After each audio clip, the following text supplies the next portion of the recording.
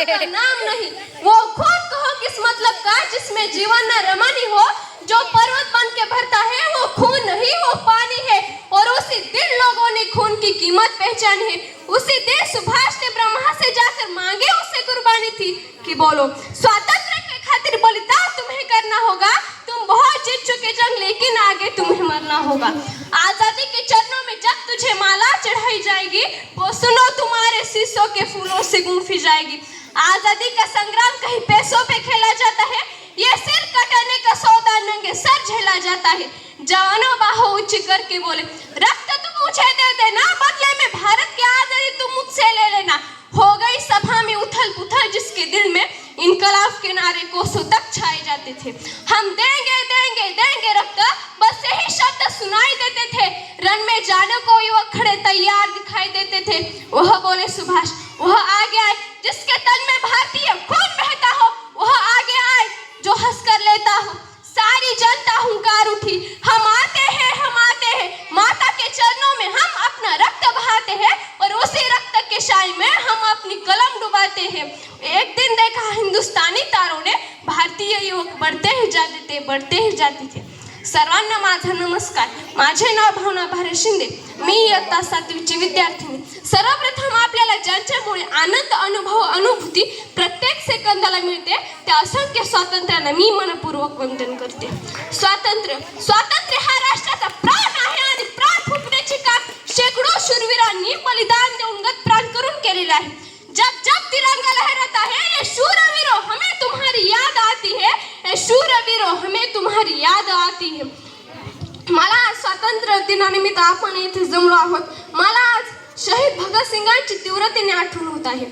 मला असं नेहमी भास होतो की कुठेतरी आपली भारत माता मोठ्या गर्वाने मोठ्या अभिमानाने म्हणत असेल की या भूमीवरील संकट होऊन काळ जरी कोसळला असता या भूमीवरील संकट होऊन काळ जरी कोसळला असता निश्चित माझ्या पुत्राने निश्चित माझ्या या भगतसिंगाने तो छातीवरती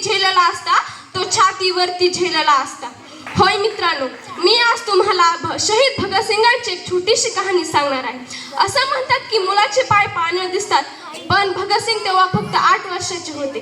ते आपल्या मित्रांबरोबर अंगणात खेळत होते। खेळता खेळता त्यांची नजर त्यांच्या काकांच्या हातातील बंदुकीकडे गेले। तेव्हा त्यांनी काकांना विचारले चाचाजी यह क्या है और इससे क्या होता है। तेव्हा काकांनी उत्तर दिले बेटा भगत यह बंदूक है और इससे गोली चलती है और इसी बंदूक का इस्तेमाल करके हम अंग्रेजों को बाहर भगाएंगे। त्यावेळी भगत सिंगच्या डोक्यात एकच विचार होता की आपल्याला स्वातंत्र्याबद्दल काहीतरी करायचे आहे। तेव्हा एके दिवशी भगत सिंग त्यांच्या काका बरोबर रानात काम करायला गेले। तर शेतात काम करत असताना तेव्हा भगत सिंगचे काका आंब्याचे रोप लावत होते। तेव्हा भगत सिंगने हे पाहिले। भगत सिंग म्हणाले चाचाजी यह आप क्या कर रहे हो। तेव्हा भगत सिंगच्या काकाने उत्तर दिले बेटा भगत मैं तो आम के पेड़ लगा रहा हूँ। त्यावेळेस भगत सिंग घराकडे पळत गेले आणि काकांची बंदूक घेऊनच परत आले। ते जागोजागी खड्डे खांदू लागले आणि तेव्हा भगत सिंगच्या काकांनी पाहिले हा मुलगा जागोजागी खड्डे का खांदत असेल। तेव्हा काकांनी त्याला विचारले। भगत सिंगने उत्तर दिले मैं गड्ढे खोद रहा हूँ। इस बंदूक के हम फसल उगाएंगे और हम सब को बांटकर इंग्रजों को बाहर भगाएंगे। या एकाच विचाराने तो सर्वत्र वावरू लागला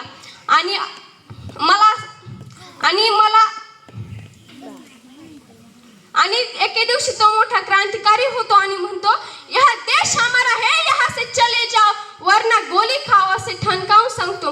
मित्रांनो त्यांना फासावर चढवण्यात आले होते। ते जाता जाता म्हणाले होते जिंदगी तो अपने दम पर ही जी जाती है। जिंदगी तो अपने दम पर ही जी जाती है। दूसरों के कंधों पर तो सिर्फ जनाने उठाई जाते हैं। भारत